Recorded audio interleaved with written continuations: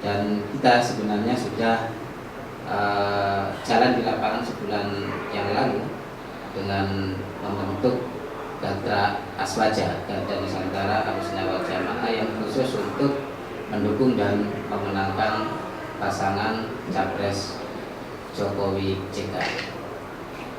Teman-teman semua, ada beberapa alasan yang mendasari kenapa kita kaum Nahdien dan Asmani PKNU ini concern untuk berikhtiar semaksimal mungkin untuk memenangkan pasangan ini. Pertama, jelas nanti akan ditambah oleh Kiai Nuril, mungkin kita karena lahir dari komunitas yang sama, jadi kita ingin, mungkin ini disebut sebagai alasan subjektif ya, kita ingin juga memperkuat tali ukhuwah Nahdiyah, karena Pak Yusuf Kalla kebetulan beliau adalah salah satu pengurus PBNU Ustasa, dan kemudian yang kedua istri dari calon presiden kita Joko Widodo adalah juga salah satu pengurus Fatayat di Solo. Nah, kita percaya kalau pasangan ini yang terpilih karena dari kultur yang berpegang pada Islam yang rahmatan lil alamin, yang akan mengayomi seluruh lapisan masyarakat, maka harapan kita dengan terpilihnya beliau, maka nanti kehidupan keberagamaan di Indonesia akan bisa melindungi segenap lapisan masyarakat. Ini berbeda dengan kekuatan yang mengusung pasangan sebelah, pasangan Prabowo dan Hatta, yang di dalamnya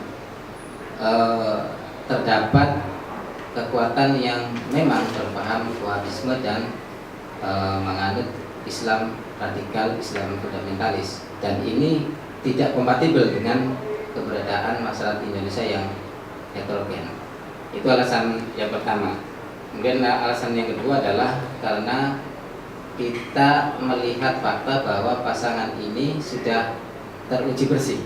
Selain bersih juga sudah teruji melakukan kerja nyata.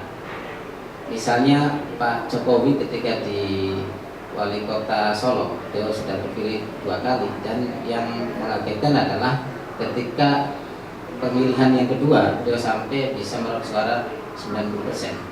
Nah, mustahil dipercaya oleh masyarakat secara mutlak ketika tidak memberikan kerja dan bukti bagi masyarakat di sana. Nah, ketika di gubernur juga banyak yang dilakukan, yang ini tidak bisa dilakukan oleh gubernur sebelumnya. Sampai terakhir kasus misalnya bagaimana dia bisa merelokasi Tanah Abang dan Taman Kota, Waduk, ada kemudian program Kartu Jakarta Pintar, Kartu Jakarta Sehat, dan sebagainya. Nah, sisi lain pasangannya adalah Pak JK juga sudah teruji menyelesaikan konflik yang oleh aparat TNI Polri pun tidak bisa diselesaikan. Konflik Ambon, konflik Aceh, Poso, itu begitu bisa diselesaikan. Nah, ini yang membedakan dengan pasangan lain yang justru tidak atau belum memberikan kontribusi yang nyata, kecuali menyandingkan satu persoalan soal misalnya isu keterlibatan dalam hak asasi manusia, maupun kemudian yang terakhir adalah isu skandal mafia migas. Nah, karena itu kita akan memilih pasangan. Tentu kita tidak bisa memilih satu pasangan calon presiden yang sempurna betul, saya kira tidak ada di manapun. Tetapi kita akan memilih pasangan yang lebih besar tingkat kemanfaatannya dan lebih kecil tingkat kemudaratannya. Nah, di pasangan lain, gerbong pengusungnya kita tahu misalnya di sana banyak yang terlibat atau sudah disangkakan korupsi oleh KPK. Ada dari PBB, ada dari PKS, ada dari P3 dan sebagainya. Nah, bagaimana kita akan bisa percaya bahwa kehidupan kebangsaan Indonesia akan bisa ditata dengan baik dan agenda pemberantasan korupsi bisa terlaksana ketika gerbong pengusungnya sendiri menyisakan masalah. Nah, ibarat pepatah, bagaimana mungkin kita akan bisa membersihkan lantai ketika sapunya kotor, kurang lebih kira-kira begitu.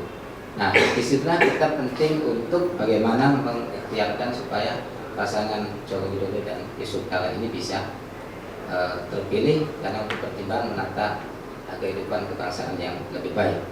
Nah, yang mungkin terakhir nanti akan ditambahkan dari teman-teman bahwa kita memilih pasangan ini karena kita ingin supaya proses demokrasi di Indonesia semakin kuat.